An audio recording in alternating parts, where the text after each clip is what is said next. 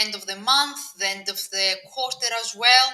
So just 3 days ahead of the last 3 working days, trading days if you prefer, of March. So it's not like every single end of month or end of the week, actually it's the end of the quarter as well.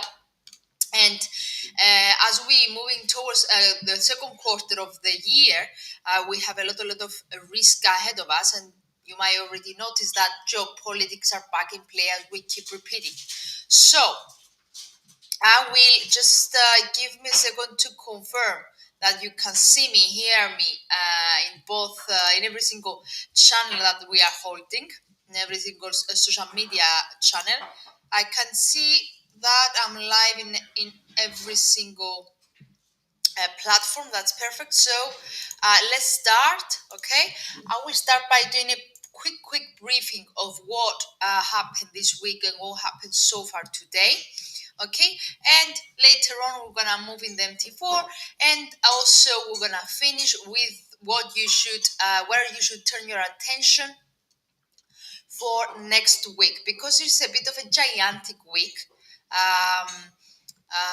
Stuart will inform you further on Monday morning, but I have already posted our week ahead outlook, so you can have a look. So hello, thank you for your feedback, Umberch. Hi, Emma. Hello, everyone. Thank you for your feedback. YouTube is fine, perfect. As I was saying, we have a gigantic week ahead. It's an NFP week, first of all, and the most important of all. But it will be interesting to see also Mr. Biden's speech. I think will be around Wednesday afternoon. So because of geopolitics and the tension that is back in play between US and China, especially after that Alaska meeting, it will be interesting to see his speech in regards to whether it will be a bit pushy, a bit more a bit more tough than what we were expecting. Remember, we thought that after Mr. Trump, Biden was about to ease the tension, but this is not what is really happening. Hello. Melinda, hello everyone. Okay, so guys, since that you started like attending and you started like coming to the lives, it's your session. I keep repeating that, it's your session. Ask anything you want. I will go through every asset that you want me to. Okay, it's your time. It's not for me just to speaking out loud what happened and what we have seen and etc. about past events. It's about you. It's a live analysis. So don't worry about it. I mean, it's your time. Don't hesitate to contact me and ask me anything you want. Bravo, Ram. Okay, $1. Excellent. Okay. 5 minutes to the quick briefing, and I'm on it. Starting with dollar yen 1. Sorry, this time. So quick briefing, as I already mentioned. Let me just put the chart on the left hand side. Excellent. Okay guys, it's Friday, as you already it's Friday, so we're really ahead of the weekend. So what we have seen so far is in general the week was a bit choppy, a bit sideways, and so that mainly has to do with the uncertainty that we're facing. Okay, so we have seen yields from the one hand remain a bit elevated, but modestly off their high. So remember, we had a nice rally in 2021, but this week, more precisely, it was some kind of stabilization. Okay, that was due to the geopolitics, as I said, but also due to the testimony of Mr. Powell and Ms. Yellen, which also hold a bit the markets a bit like choppy, a bit sideways. So this is what we have seen. But on the flip side, also we can see that markets are are actually starting feeling all these inflation pressures. So we have already repeated again and again all that the highest risk that we will face in 2021, or that we will expect to see in 2021, is that despite all this help by the rising stimulus, by the massive stimulus, there is a big concern that we're going to see inflation rising from stronger growth and potential supply chain disruption. So, okay, why is this a risk? Because we might even see inflation breaking the Fed's target, so overheating inflation. And that's any kind of extreme condition is not good for the markets. So as one of the key uncertainties is inflation, the rising inflation. On the flip side, the reason why we have seen actually not flatten, like firming treasury yields is also because of a variety of reasons. Okay, so have this in mind. I will just say in the bullet points. Is the worries about rising inflation, okay? Is the ongoing rollout of vaccine, okay? Also, the swing in reported infections, especially in Europe, with tighter restrictions in Europe once again. So after Italy, now it's France, now it's Germany. So restrictions are back in play, and people are talking about the third wave, okay? So, three reasons so far. Uncertainties about the tension, the geopolitical tension, as I already mentioned, not solely between China and US, but now between Europe and China as well. So, all these are actually, along with a bit of a fluidity of outlooks of the economic outlooks all over the world, are what are keeping markets and what is weighing on the sentiment of the market. The worries, along with the vaccination, with the tension, rising inflation, the worries in regards to a fluidity of outlooks on the recovery. All this is what is actually causing this kind of confusion, this kind of a sideways movement, especially because we are at the end of March and the end of the first quarter. So, as you might, as you will actually see in my article, in the week ahead article. Okay, guys, there is some kind of, like every end of the month and end of the quarter, end of the year, we have a repositioning. So the big institutional traders or retail traders and etc., because we are in the end of the month and the quarter, they are like closing positions and taking new positions, say repositioning as we keep saying. So this is something very common, but this on the flip side also cause a lot of volatility, a lot of profit taking situation, and so on and so forth. So moving into the new week, we have a positioning and month and quarter portfolio rebalancing, people trying to see where they want to invest and shifting money and so on and so on. But all these uncertainties are what are weighing on the markets, and that's why we have seen yields like a bit flatten off their lows, stocks rebounding just for the day. What else? What am I missing? Also, let's not forget the multi-trillion stimulus package in US. Okay, with the central banks remaining all over the world, many ultra accommodative. Okay, something that could provide some kind of a ceiling to the US dollar. Okay, so that was the quick briefing. Today, actually, let me double check my calendar. Today was the only significant data that we have seen today were the IFO from Germany, the PC from US, and retail sales from UK.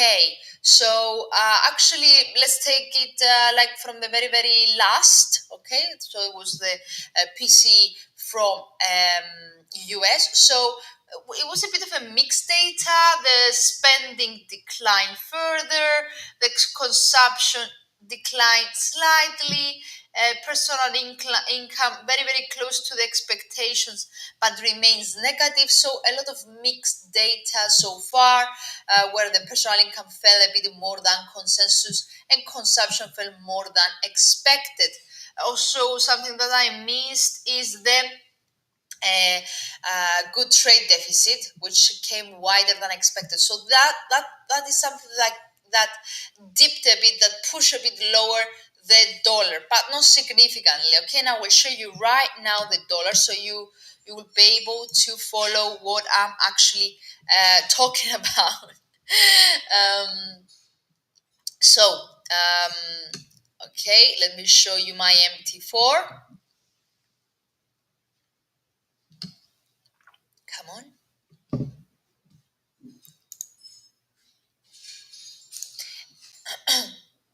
Sorry, guys. If whoop, here we are. Okay, perfect. Okay, I meant to start with oil, but since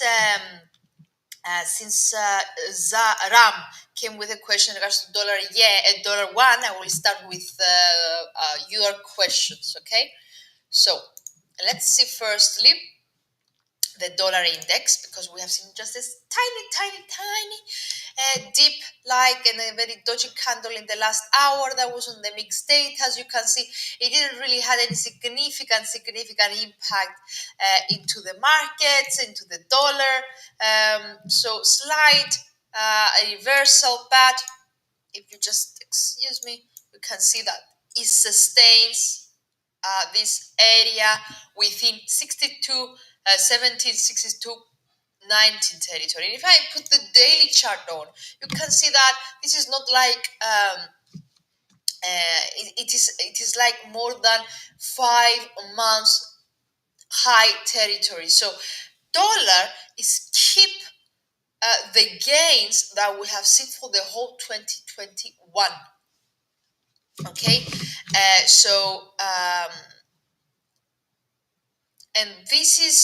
this comes in contrast with the overall long-term risks, because actually the massive stimulus should turn the dollar to the downside, but the tension between US and China, and also the worries in regard to rising inflation, are kind of provide some kind of a near-term support.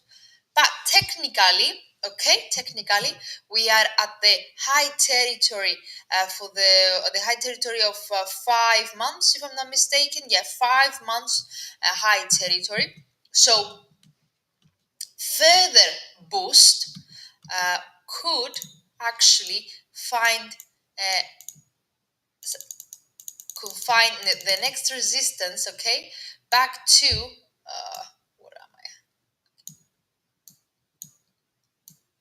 Okay, back to October 2020 territory. So that should be around 94 area, so another $2 higher.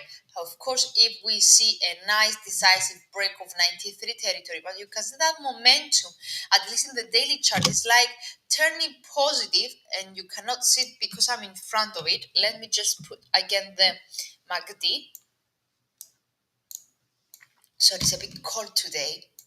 Okay, here we are. You can see that slowly doing some baby steps, is rising higher. So apparently, and in contrast with all these uncertainties that we face, and the massive stimulus that should have, and the rising inflation that should have weighted on the dollar, On the flip side, however, we have seen a continuous increase on the positive momentum in the medium term for dollar. So for the time being, as long as it remains above the latest up fractal over here in the 9270 area, with Bollingers, as you can see, keep sloping higher and pointing higher. MACD also rising. RSI, okay, it's like a bit flattened, or if you prefer, it's trying to turn down, but it's very, very close to 70 area. So everything is still suggests further strength to the upside. That was in the daily chart. That is on the daily chart. Sorry. Now, in regards to the intraday picture, okay, we have a lot of choppiness. You can see that it has stuck since yesterday within this area. So we need so we cannot really tell a lot about the 1 hour chart, but we need to have these two levels in mind, because a break of this level, the 90 to 90, which is also a double fractal, could find out the next resistance area. Let me just put that on. And let's use the ATR. Could some pivot points as well. Perfect. A break of that area could find resistance areas at 93,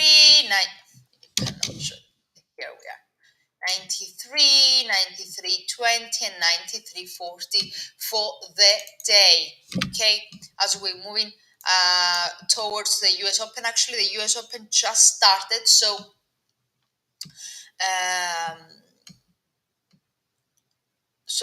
actually didn't. We need another 20 minutes, sorry. So we'll be interested to see on the US Open whether we'll break it and move further to the upside on the these three resistance areas, or whether we'll turn down again. But as I said, in general, we have still bulls in the dollar. Let's move on. Ram asked about dollar yen, and I don't want to dollar one, and I don't want to disappoint him. I don't know why I keep saying yen instead of one. So, okay, I will start with the intraday picture. I assume this is what you really want, my dear Ram. Okay, so trendium. Okay. So let's start with the daily chart, actually. Okay, because there is some kind of a nice rounded bottom over here, which, be careful, it hasn't been confirmed yet. Okay, in order this rounding top, rounding bottom, sorry, to be confirmed, we need a break of its neckline. Okay, 655. So we haven't really seen a break of this neckline yet. So this might, in contrast, change as a key retracement level path. Just for you to know, because you ask about trend, my dear my dear Ram, we are in a continuous, first of all, upwards movement, uptrend since the mid of February. Okay, and I will put a better recreation channel, a tighter one. Oops, sorry.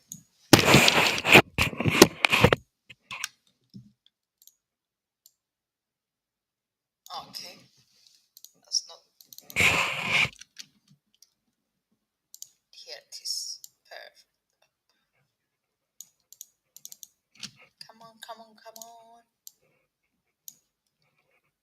Okay, we have in general this recreation channel, but it's very wide, so I will connect the fractals over here. Okay, you can see that it's in an upwards, continuous upwards channel. So overall, the medium term outlook of the dollar one is in an upwards trend. You can see that since the mid of February. Of course, if you want me to speak about longish outlooks, you can see in the weekly chart that it was in a big fall for the whole 2020, and it didn't really reverse a lot of losses for the time being. So overall, if you're interested in a long-term outlook of dollar yen. One, it remains in a downwards channel, well off its 23.6 Fibonacci level from the drift that we have seen the whole 2020. So this medium term rebound, this 6 weeks rebound doesn't really change their outlook, to be honest, in the weekly chart. But now, if you're not a long-term trader, that doesn't really affect you, because if we check the daily chart, we can see that since the mid of February, it's in an upwards channel, okay, posting higher highs and higher lows, okay. It faces strong resistance at 655 because it's the neckline of this rounding bottom, but also a key resistance for the 4 months in a row, so since December, sorry. So it would be interesting to see maybe tonight or in 3 days, I mean by the 31st of March, whether it will manage to decisive break or not this level. However, if you see it swinging lower, okay, then key support level could be this this confluence over here of the 20-day moving average and the trend line, because it's like posting higher highs and higher lows in a range in some kind of an uptrend. So a turn down could retest that level, but posting again another higher low before another rebound, okay? Similar to what happened here, okay? But the break of it, as I said, could find further strength to the upside, with next a resistance area at 658.80, which is 1, 2, 3 consecutive up fractals back in November. Now, intraday. Okay, intraday, we have been like in a rally for the whole week, okay, but a bit of a reversal yesterday and today, so the last 2 working days of the week.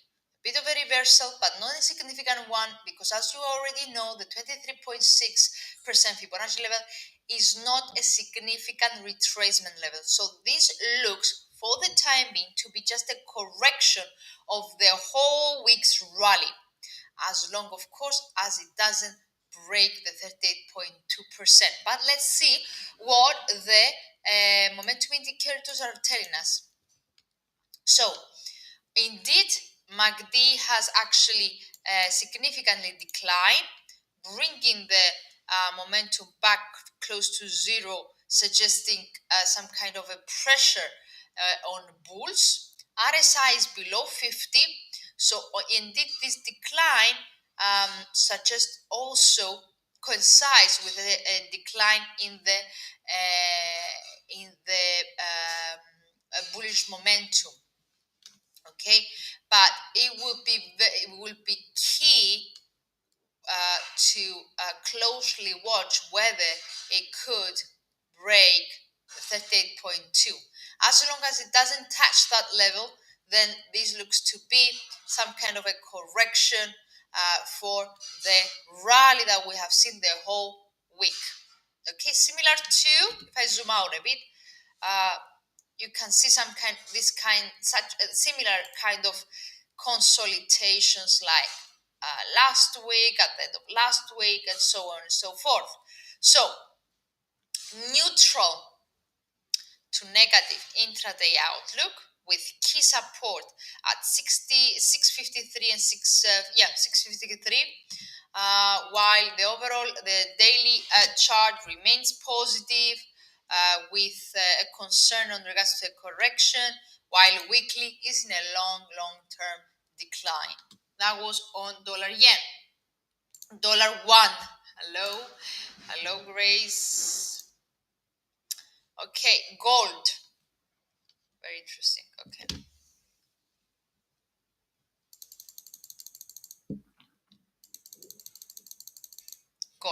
Okay. You see that?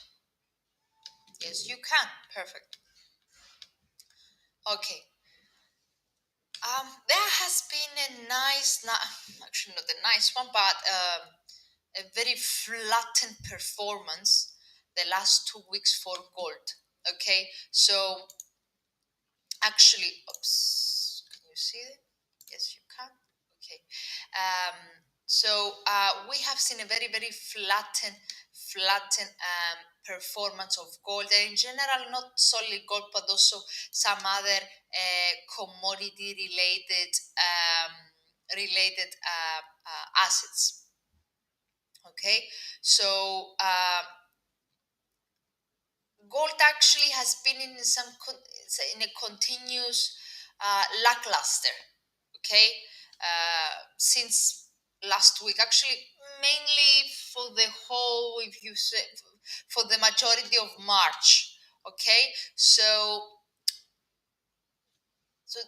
it is interesting to say that despite the flows that we have seen in dollar, so as dollar was like getting higher and higher, we didn't see a similar uh, opposite wise performance for gold, because gold has managed to continue moving sideways, maybe because of the treasury yields. And actually, this is what this is the best case scenario.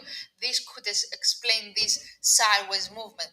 The fact that treasury yields are have retreated from their highs, and they have kept some kind of a stabilization.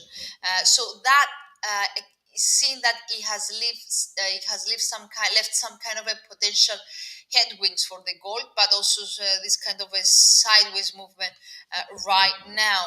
So and let's not forget, guys, that I will keep repeating. It's the end of the month, so the gold contract finished, the monthly one. So that's why we might have seen a lot of investors uh, like to shift to any other kind of interesting assets, because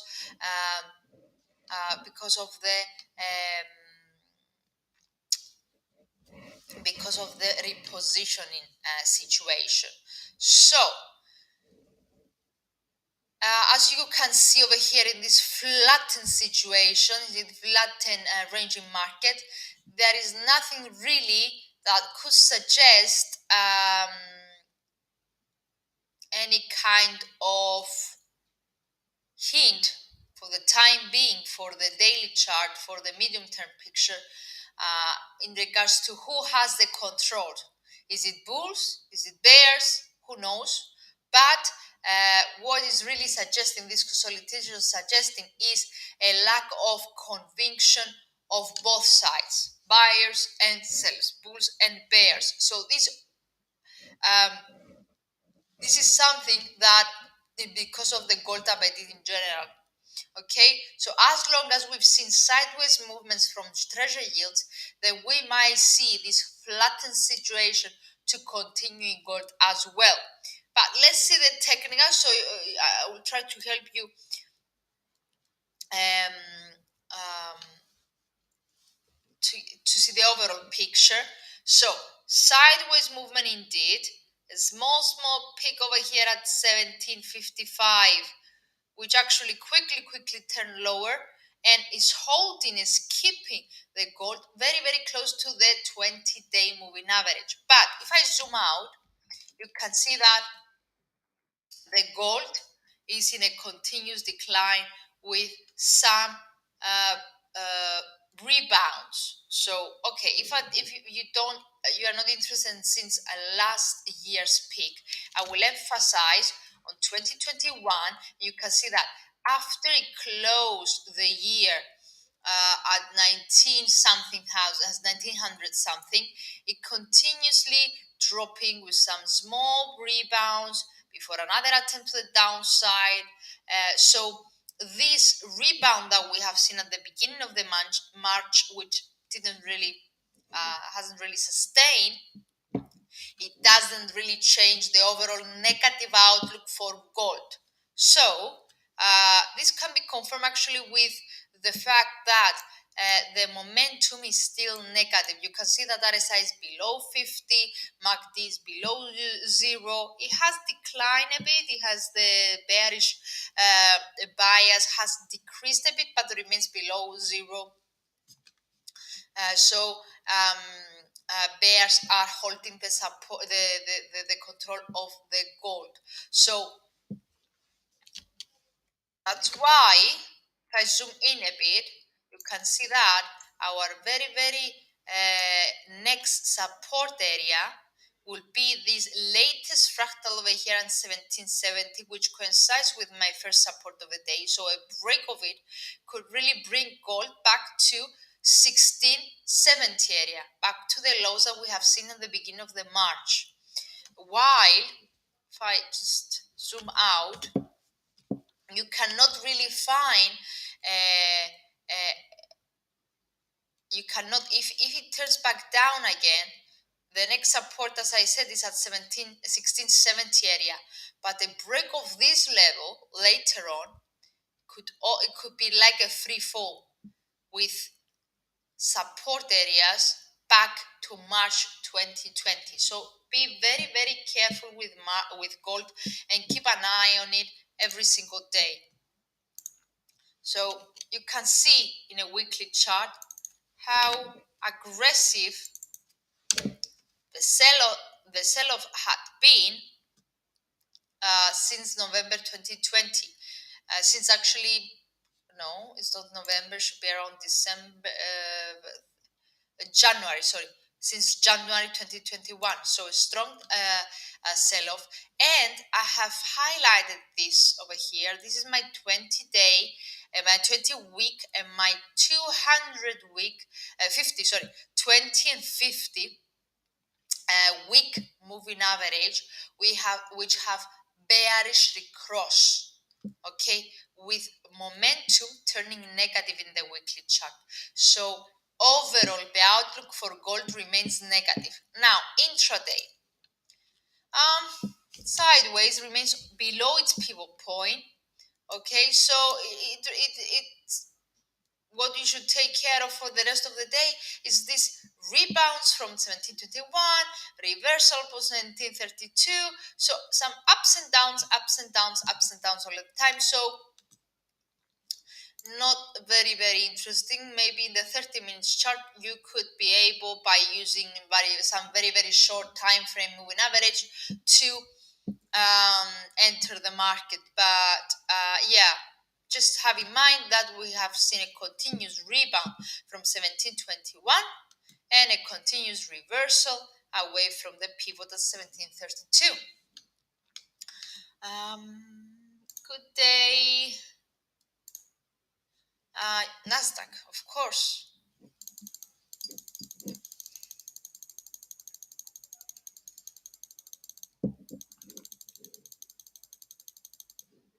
Where's my equities? And it was next to gold. I didn't really saw it. Okay, guys. Okay. Vincent. Okay. Okay. In general, I should highlight before actually showing you the technical analysis of USA 100. You should know that we have seen some kind of a big a lot of volatility in the tech stocks lately, actually this week. So we have seen mainly Nasdaq down due to some kind of a reflection of the erosion in the outlook for tech stocks. And mainly what actually drove tech stocks lower was also the announcement from US regulator in regards to delisted companies from China, especially tech companies, semiconductor companies, companies that are really producing chips. So This is what actually caused this kind of volatility in all the related tech stocks and equity and an equity indices such as Nasdaq, which is like a tech heavy index. So it was some news in regards to a suspension, to delist, if you prefer, of US tech company, of the Chinese US companies. So, but also um, we could see that the overall picture over here of Nasdaq is a bit mixed. So let's see.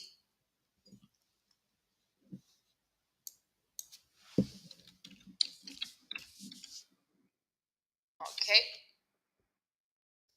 On the one hand, we could see that uh, uh, last actually in March we had a rebound, but which actually managed to be sustained so far today. But with Nasdaq selling actually being below the highs of March, so below the 13,300 area. So this was, oops, sorry.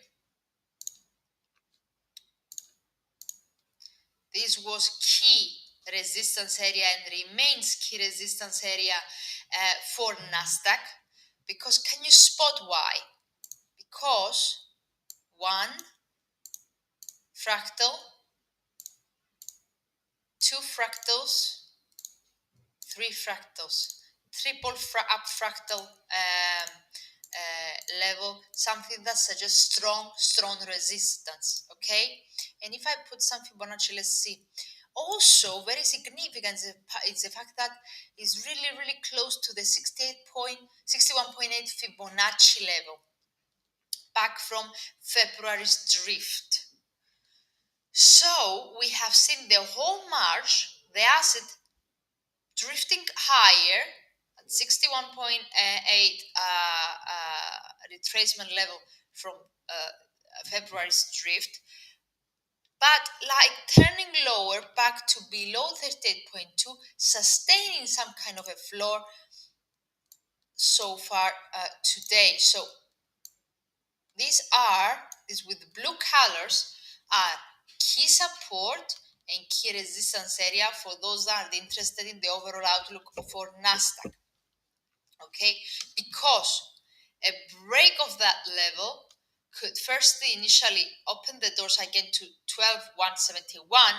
However, a break of 127.1 could open the doors down here to October's lows. It could turn the overall outlook or the overall long-term outlook for Nasdaq from positive to negative. But the fact that it sustains these kinds of a floor gives some kind of the sense of a big fight between bulls and bears. So the fact that we have seen this kind of a 1, 2, 3, 4, 5 days floor over here and doji candles at that area suggest that even though bears trying to boost the asset lower, they didn't manage, and there is a lot of buying pressure as well. So in the daily chart, what you should really take care of, let me just put that on, is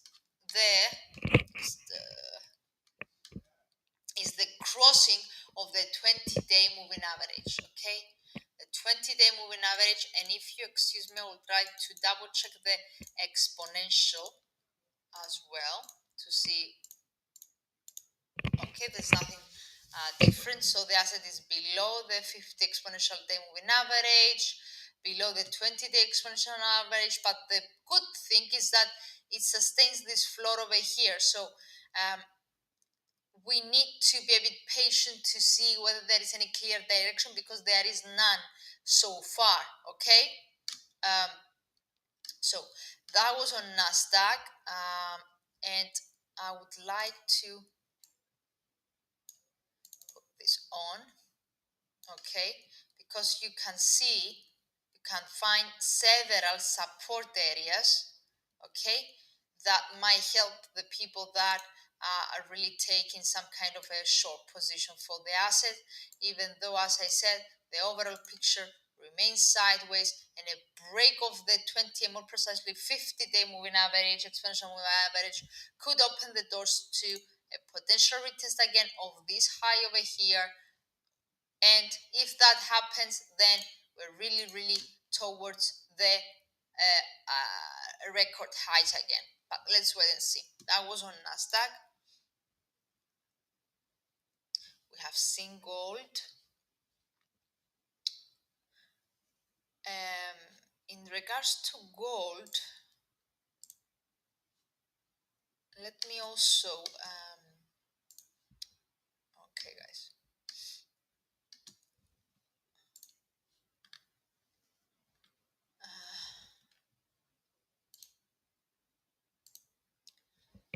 There is something that I would like to share with you in regards to gold. Actually, it was at the beginning of the week that I shared my thoughts. It was most precisely it was about palladium and not gold, but the same reasons that affect metals, either industrial or precious metals, they affect every single other metal. So it's all about demand and supply. But the difference from the other industrial metals and the precious metals, the so-called gold, is the fact that it's a non-yielding asset. Okay, so traditionally, if the treasury yields are like flipping lower, are turning lower, we've seen, because the gold is a non-yielding asset, we've seen a shift to gold. So if treasury yields turn lower, the most of the time we have seen gold spiking higher. But now, because treasury yields are actually rising, we've seen people moving from the non-yielding assets to treasury yields. Okay, so that's why we said that it's not so much about the dollar story. It's not the dollar story that affects the gold, but it's more or less the fact of the non-yielding nature that it has. So if treasury yields are spiking higher, gold should go lower. If the treasury yields are turning lower, gold should appreciate and move higher. Okay, it's a non-yielding asset, and also you should be aware that yeah, as I said, the overall outlook remains under pressure. So keep an eye on that, because I mentioned earlier that we have the tensions, so the exports of gold and the imports of gold might detract. Also, we have the fear of a third wave, and that the rollout of the vaccine, something that could distract the the demand for gold, the trade relationships between the countries, and also something that I don't know how to share it. I don't know how to share the link with you, but if you go to where you should go.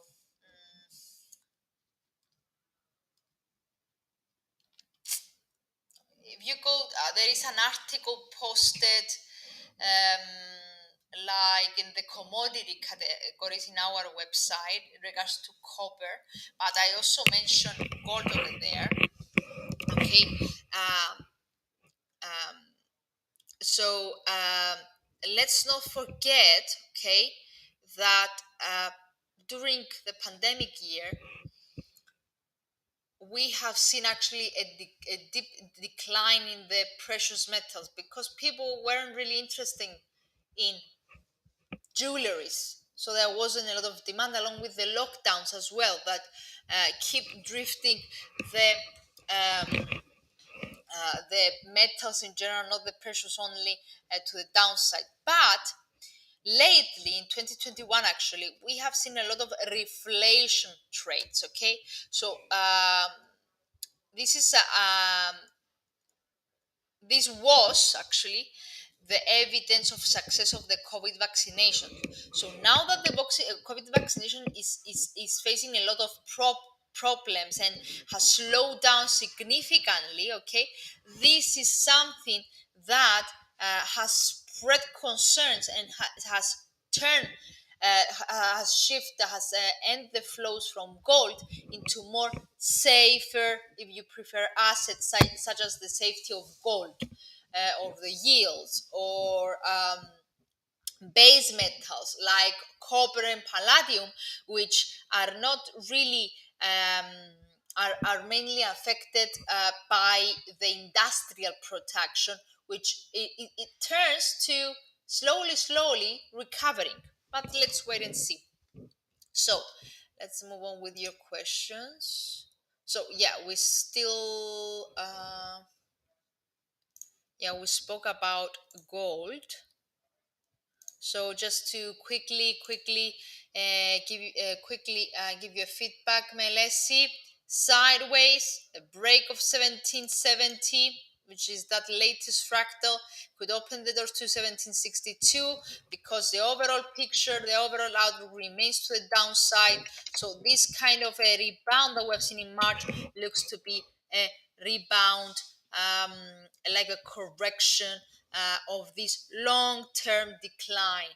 However, if the asset for any reason managed to sustain this level and instead to move higher, in order to suggest that it's turning positive, the outlook is turning positive, at least in the near term, we need to see a decisive break of at least 1755 territory. Okay, and that could open the doors to 18 and 1860 area. Okay, so let's move on. OZ, correlated asset with gold.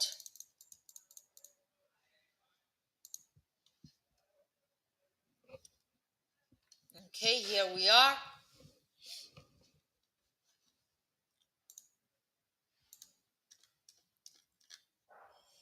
Okay, perfect. Okay, I will start with the weekly once again. You can see that it has once again stuck. In general, guys, I don't like keep repeating stuff, but we had a very choppy 2 weeks, like the past 2 weeks, okay? Because of what is going on in general from the politics. And let's not forget also the Suez Canal. It was just the beginning of the week, so a lot of negative or mixed developments all over the world.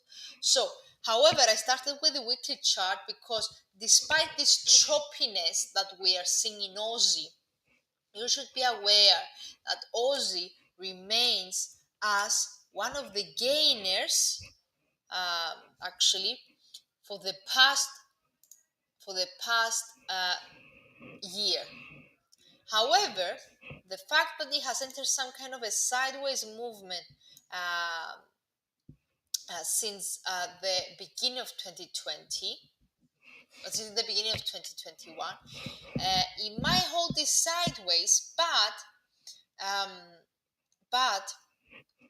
it provides, you can see that it hasn't really turned below the 20-week moving average yet. Okay, so this gives some kind of a hope that the outlook remains positive. If I shift to the daily chart now, let me, without being of course confirmed, I would like to show you some kind of a, it looks to be like a pattern, a head and shoulders pattern. Okay, so let me just show you. So can you see this? Head, shoulder, head, shoulder. So why I'm saying that? I'm saying that because if this pattern confirm, tends to be a bearish pattern. So the neckline of this pattern falls around 0.77 75.50. This is the neckline of the head and shoulder. A break of it, okay, and a confirmation that this level has broken, the asset continuously going lower could turn the overall outlook into a negative one. So if that level is broken, now actually we have another daily or 2 days candle negative as well, keep extending lower, then this could turn the overall sideways neutral outlook of Aussie negative, with the potential of a retest of 171 area or even 170 area, not 70 area.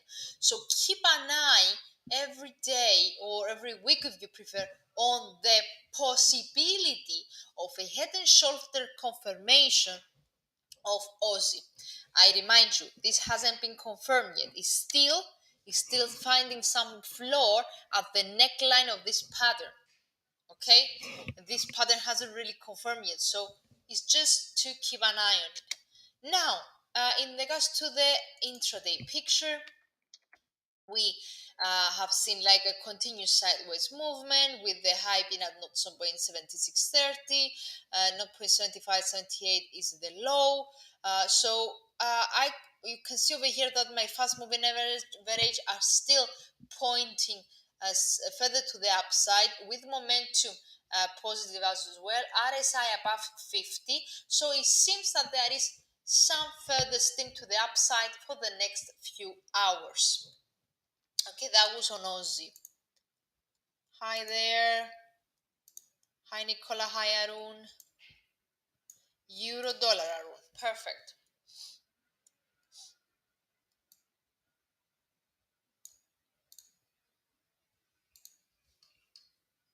Euro dollar, excellent. Okay. That actually, this is one of the biggest concerns. You should, I believe that euro dollar is one of the spotlights of the month ahead, because now we'll put the daily chart guys on. Okay, because other than the fact that we have seen a full reversal of 5 months gains, we can see the asset actually insisting on retesting a very important level, 118.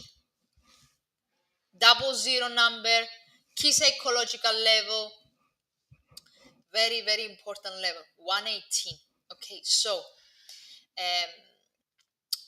you should really be very careful because we could likely see, if I consider the drift that we are facing the last month, along with the fact that is keep retesting the 118, actually broke it today, but is still providing some kind of a support. So the fact that it's keep drifting lower, 1, 2, 3 negative candles this week, but in general downtrend since February. Okay, since the end of February, so for the whole month, a strong sell-off, which importantly coincides with, unfortunately, negative MACD and a bearish cross of MACD. Can you see that it extended below signal line? And the same stands for RSI, which post is below 50, hasn't crossed 30 yet, but is posting some kind of a continuous lower highs, sorry. So we can see that euro dollar is turning lower. So a confirmed breakout and a confirmed closing tonight, or maybe on Monday as well, below the 180, like so, another fourth consecutive daily bearish candle, or even a fifth one, could be very important, as I stated yesterday in my post, because this will automatically open the doors to 116 territory for euro dollar. But most importantly, this drift could provide further buying pressure for dollar basket. So if we see a confirmation, an extension of this move below 118, okay, then you should turn your attention to dollar index as well, because because as I said, it's a key psychological level, a round number. So this could actually extend further dollar index rally uh, above the 5 months high, maybe up to this high territory back in October. So keep an eye on euro dollar. Why I'm saying that? Okay, why I'm saying that? I would really like you to visit our analysis page and see article called Euro Dollar in the Spotlight, because euro dollar, okay, as we said, let's get back to euro dollar.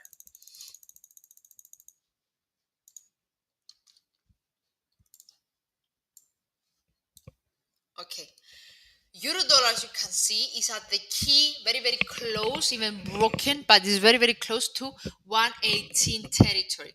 But this coincides with the month end and the quarter end. So, it is the end of the month, it is the end of the quarter, but also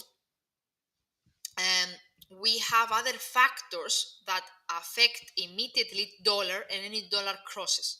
We have safe haven trades due to this potential third wave of virus. We have restrictive lockdowns in Europe that they keep demand underpinned. We have central banks that blocking ongoing stimulus, okay, and also we are a breath before the quarter end. So you can understand from all the things that I mentioned that euro is really struggling. A break of 118 could actually turn crucial for the asset, because it could strengthen the buying pressure of dollar index, especially if we see a break of that psychological key level at 118. But on the other hand, this is not in the favor of eurozone, because as I said, we are at the end of the quarter, so just 4 days away, 4 days away. So this could find large stop losses. A break below that level, below 118, actually a sustained performance below 118 could find large stop losses, okay, below it, and with this way we might see the bearish bias strengthens even more and drifting the euro dollar further down. So keep an eye on how we will finish the day today, whether it will manage to move below 117.40, because it will be crucial and we might see a potential drift down to 116 area. Now, that was what I really, really wanted to turn your attention on. But intraday, choppiness continues. It was all over the place anyway. So the only thing that you can do is take care of the the high of the day, the low of the day, and any rebounds or retracement on that. I cannot really tell a lot because it's clear. Flatten, RSI, flatten MACD. So a lot of choppiness. We have discussed about gold, excellent. So can you project, please? I didn't. I don't know what you mean, Emmanuel. Hello, guys. Douglas. Okay. Yeah. Pound. Okay, pound remains, despite this drift in February, March, remains and might continue being the biggest beneficiary for more than a year now. So we have a drift the last 4 to 5 weeks, but remains above its 20-week moving average. In the daily chart, it has fell short of the 50 20-day moving average, but okay, here it is. But it has managed to find some kind of a floor at 136.75. But guys, we have seen that it's starting turning lower. Okay, so here we are. Okay, turning lower. The fact that it was for 2 days outside its Bollingers extended the negative outlook in the near term. You can see that MACD turned negative. However, even though MACD turned negative, the signal lines remains above it. So we just, here we are. So what you should really focus on is a break. Is whether it will move below the 38.2, which coincides with that bottom low that we've seen this week.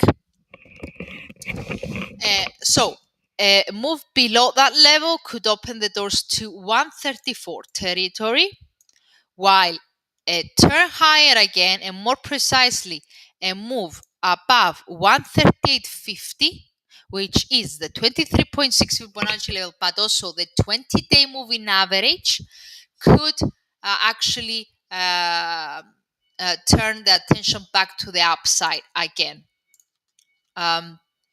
So actually I wanted to share something else as well for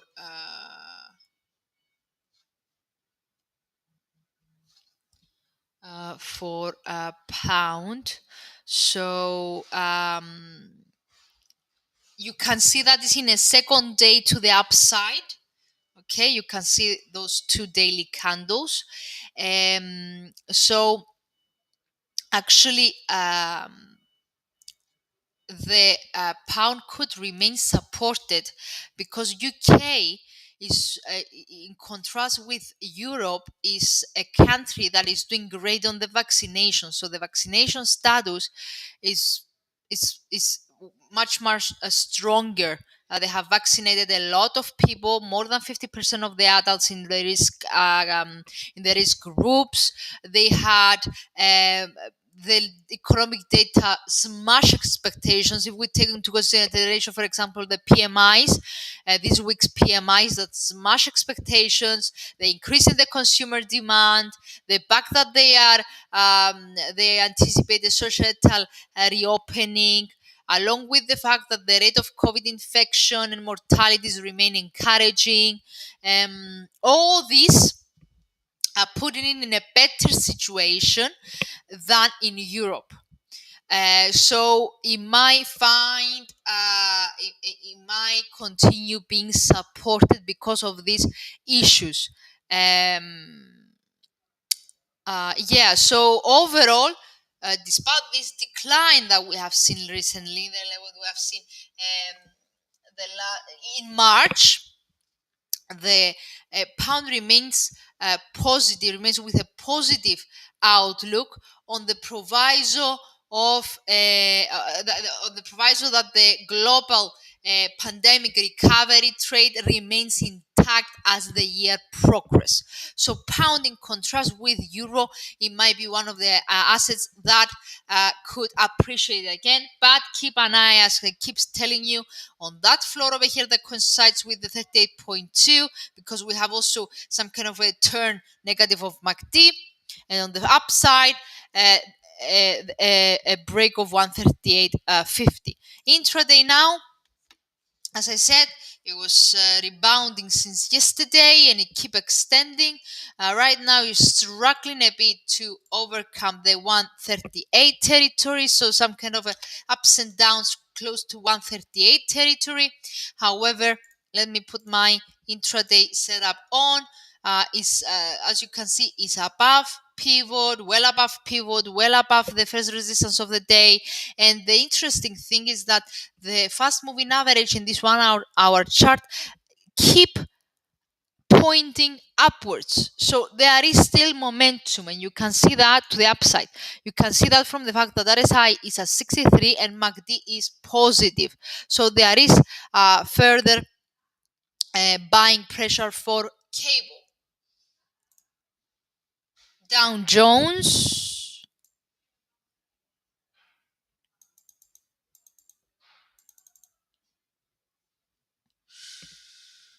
Where is my Dow Jones? Let me find Dow Jones. Here it is. Perfect.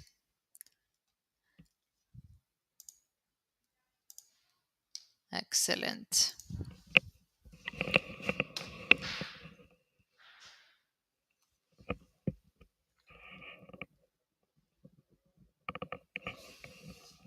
So, okay, Dow Jones rebounded, as you can see, since Wednesday.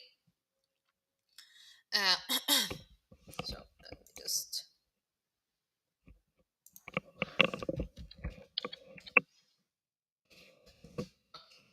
So, as you can see, Dow Jones actually rebounded since Wednesday. Found some kind of a support. It seems because of the fact that um, the stocks actually, in general, the. Not sure whether you can see my screen. Hopefully you can. Okay. Because of the risk appetite. So the risk appetite that we have seen around the mid of the week have improved stocks, more precisely US stocks, because despite all these uncertainties, we keep getting quite good US economic data, along with the assurance of Mr. Powell that the worst have been avoided, and we're going to have a recovery after all, and so on and so forth. So some front running of month and quarter end buying could continue rally the market, especially today, very, very late in the session, ahead of the weekend. Have that in mind. Lately, by the way, the very, very last economic data that we have from US, it was the consumer sentiment, which once again improved in the final March print. So as I said, the data in the United States support the US markets because they are giving further they are giving more hopes of that sooner or later we're going to have a recovery. So down kind of a rebound over here, and the fact that it didn't turn below the 20 level, it found a support well above it, okay, retested it, but it didn't manage to break it. So for 4 consecutive days in a row, we could see that it found some kind of a support at 32,300. It provides, it actually strengthens the positive outlook of Dow Jones, in contrast with Nasdaq, which is a tech-heavy index. So you can see the difference between Nasdaq, S&P 500, and Dow Jones. Dow Jones is the one, you say 30 is the one that is actually well supported. And if I just, okay, nice regression channel over here, well supported by the 20-day moving average, 50-day moving average, a small correction, a small pullback, which didn't really touch the 20-day moving average and keep moving higher with MACD lines, which you cannot see, sorry, trying to get back above the signal line. RSI above 50 and pointing to the upside. So buying pressure looks to be back in play again for Dow Jones, and it's already recovered more than 50% of the losses that we have seen since that fall. It's already above 61.8, so this looks to be just a pullback before another correction to the upside. And if I use this, I could find the next key resistance at 34,826. However, near-term resistance could be seen at the regression channel that I just posted at the 33,822 area. So you can use Fibonacci extensions, you can use regression channels, you can use Bollinger's high area as key near-term resistance. So 1 hour chart, higher, just broke that consolidation that we have seen, that doji movement that we have seen for the whole day, just broken with a nice decisive candle on the US Open. So you can see how bullish the MACD has turned. So the US Open, on the US Open, the Dow Jones found further support and further appreciation. You keep asking about the Euro and Aussie, but I already covered them. So Aussie,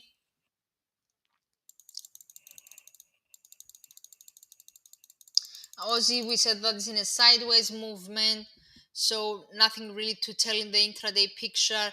A break of the high could open the doors to yesterday's highs, while a break of the low could actually open the doors to the near-term support, yesterday's support at 0.777550. But overall, we have an interesting head and shoulders which hasn't been confirmed yet. So for Aussie, it's something that you should add on your watch list, on how it will end the day or the week, and especially how we will move the week ahead, because we might see a confirmation of the head and shoulder. We might not, but the confirmation of head and shoulder is a bearish signal. So keep monitoring Aussie. Euro, I spoke about Euro. Hopefully you managed to see it, Aaron, because I discussed a lot about it. You should really keep an eye on the 117.40. In general, a bearish closure today, well below the 118 level, because there might be, because of the end of the month and then the quarter, that we might see a lot of large stop outs or exit levels below 118. So this could strengthen the bearish bias in euro dollar and could strengthen the buying pressure for dollar index. So keep an eye on it. And let's finish with oil. I am actually asked for it. And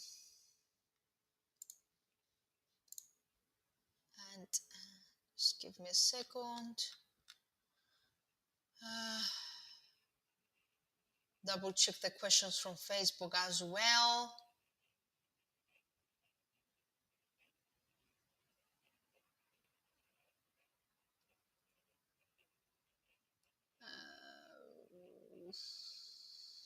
Bitcoin. Someone asked about Bitcoin. Okay, let's start with oil, and I will discuss about Bitcoin as well. Where is oil?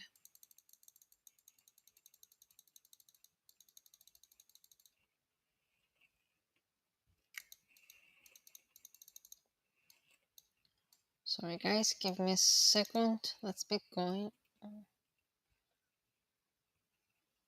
Where's oil?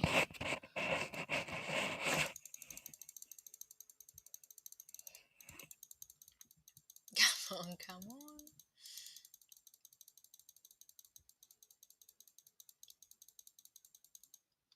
US oil, here we are. Okay. There were a lot of news. What's going on over here? Okay. There were a lot of things that actually cause a lot of ups and downs in oil.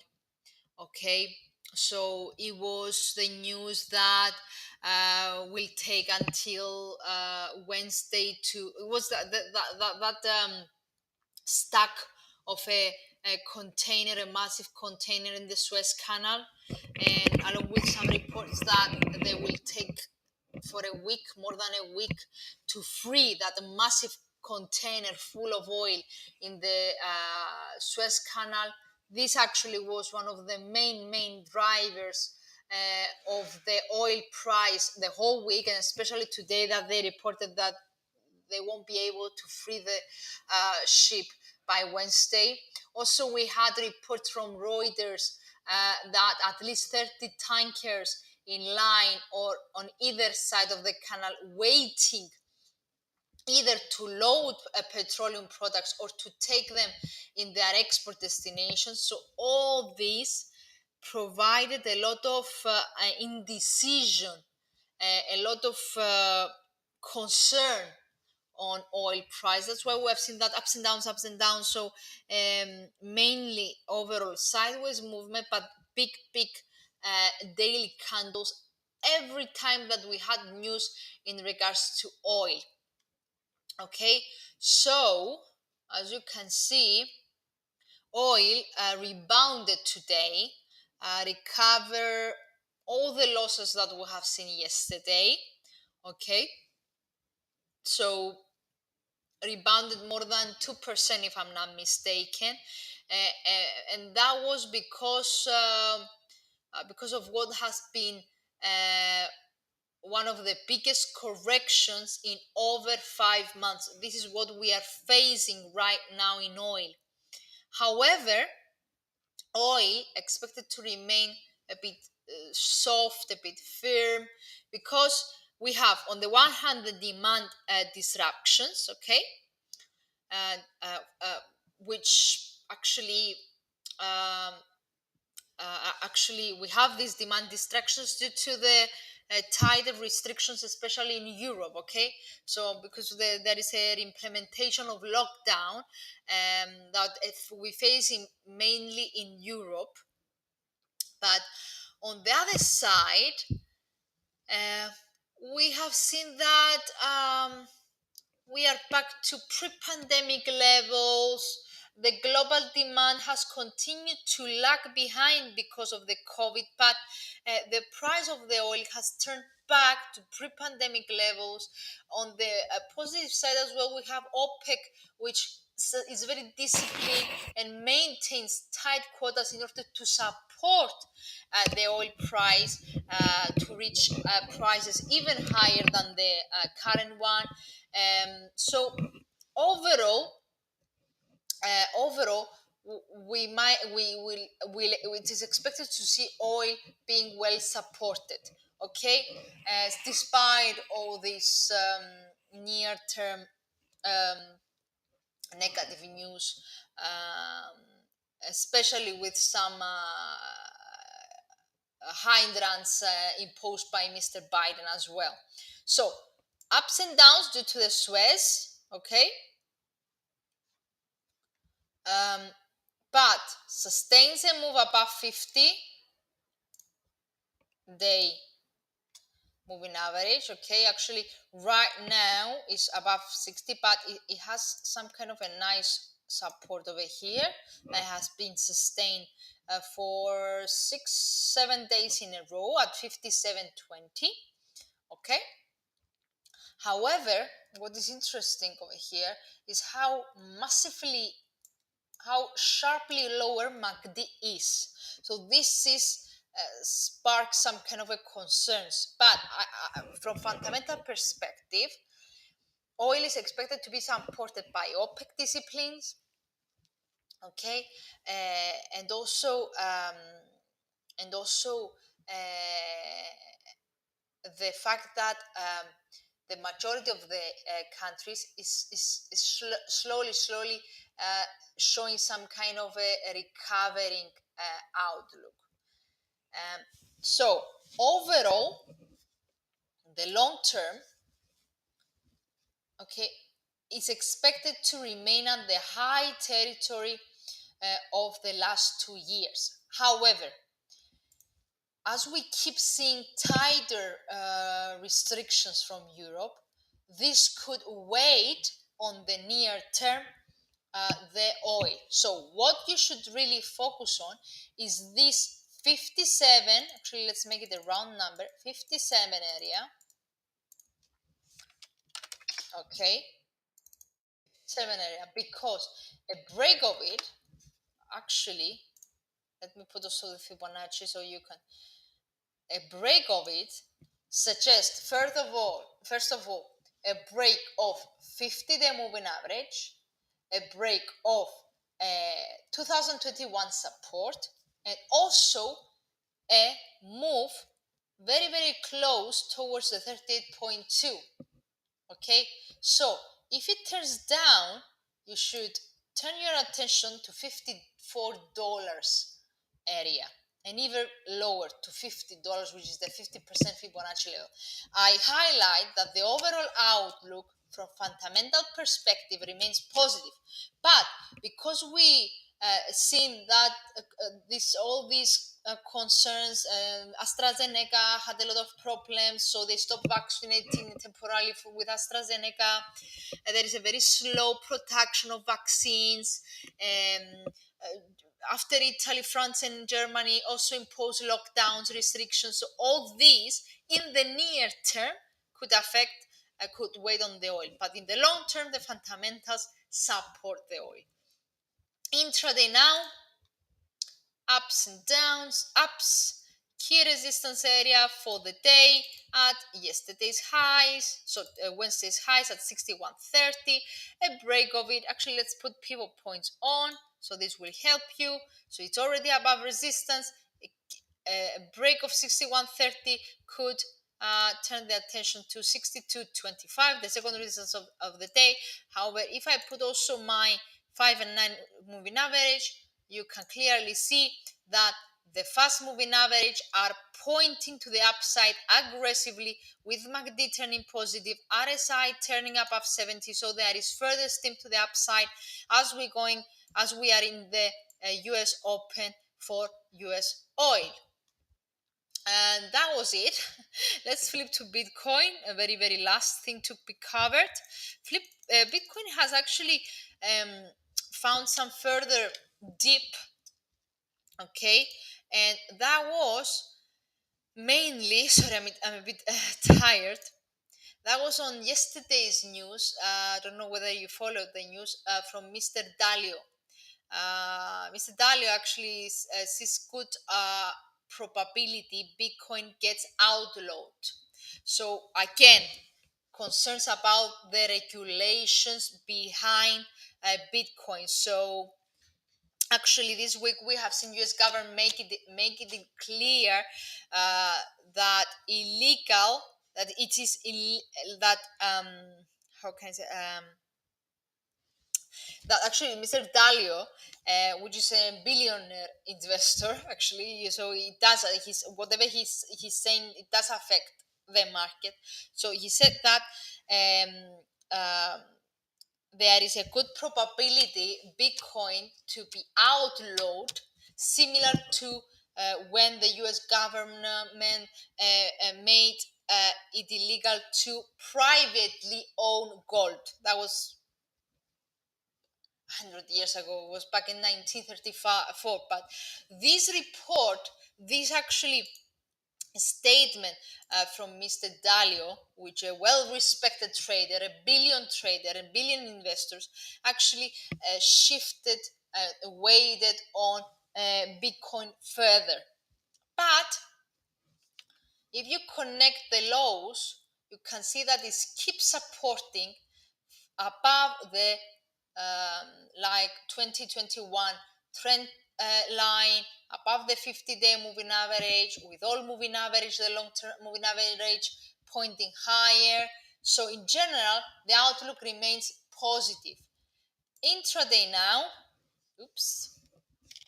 intraday, this looks a bit awful. Intraday, we have seen some kind of a shift since last Friday. So we need to see a decisive break at least above the 55,000 in order to suggest that the asset could turn back to record highs again. For the time being, is in an intraday near-term decline with lower highs and lower lows. That was on Bitcoin.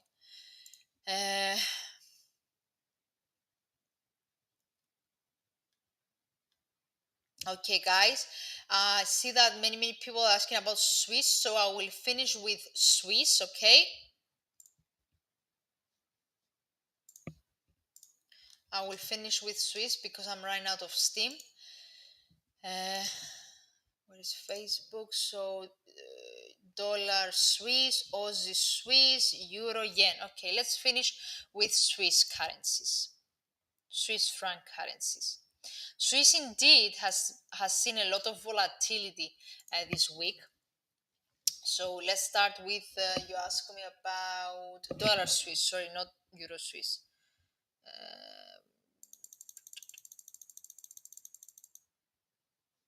Where is it?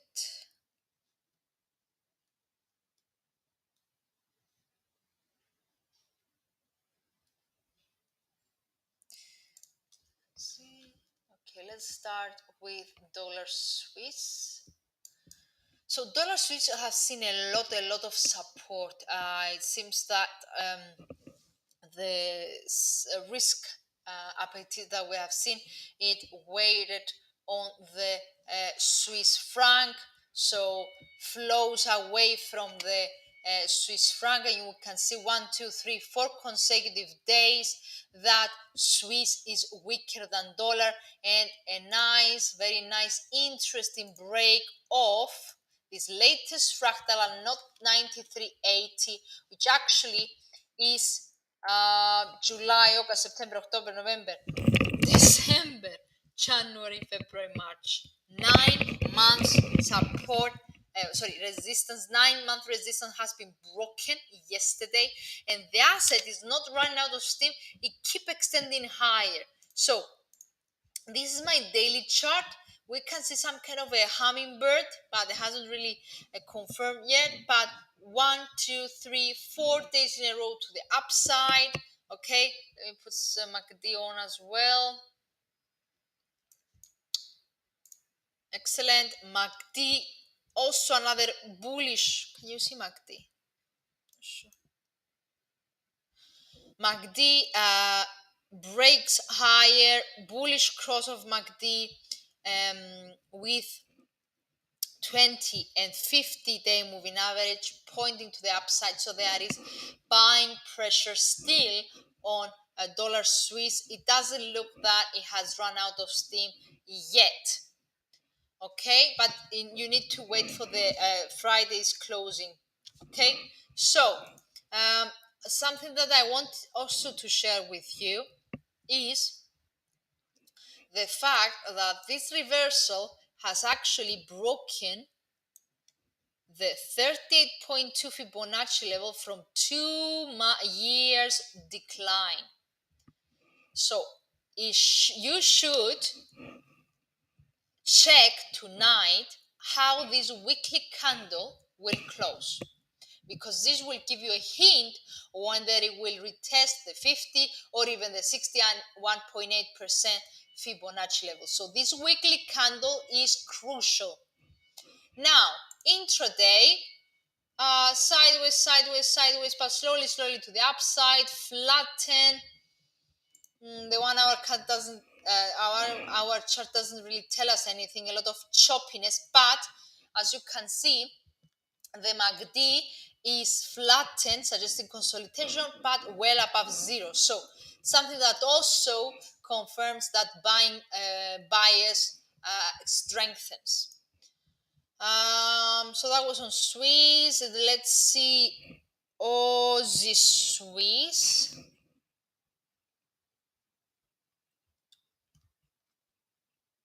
Aussie Swiss.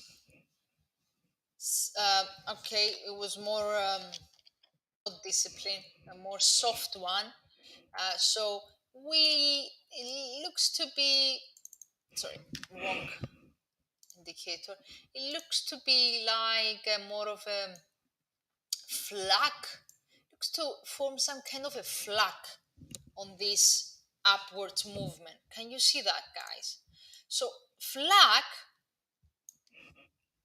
it could be either positive or negative. It could be either bearish or bullish. Depends on how the asset will break the flag. Will it break it upwards? Will it break it lower? So for now, it's in a sideways movement within the flag, with MACD decreasing. But in order to confirm a potential dip, we need to see a break of this flag, a break backwards, so around the break below 0.7080 level. So as long as we don't see that and we see the asset keep within the flag, then consolidation remains.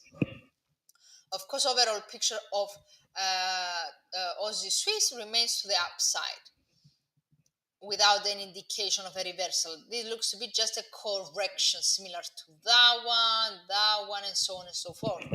So why I'm showing you the flag is for those that are interested in the near-term, short-term picture.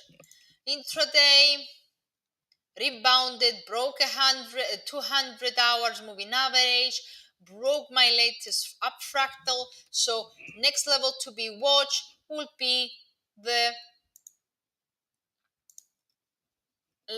last Friday's highs at 0.72, round number. So that was on Aussie Swiss. And I'm run out of steam, guys, so I need to call it a date. I'm already more than an hour live. So I would like to thank you for being here. Hopefully I managed to reply to all of the questions and doubts that you had and queries that you had.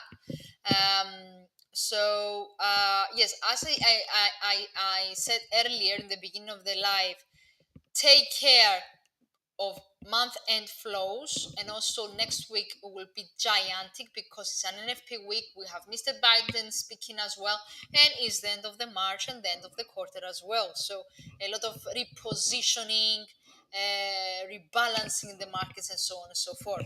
So take care. Hope you're having a great day and a great weekend ahead.